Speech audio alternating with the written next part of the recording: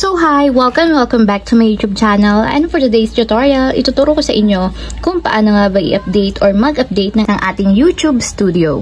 But first, kindly subscribe to my channel and don't forget to hit the subscribe button and the bell to notify you for my new updates. And if you want to learn more, just keep on watching and let's start. So ayan guys, for today's video, mula sa ating Android phone, pumunta lang tayo sa ating Google Play Store. So, dito guys, pagka-open ng ating Google Play Store, pumunta lang tayo sa search bar or itap lang natin yung search. And then, type natin is yung YouTube Studio.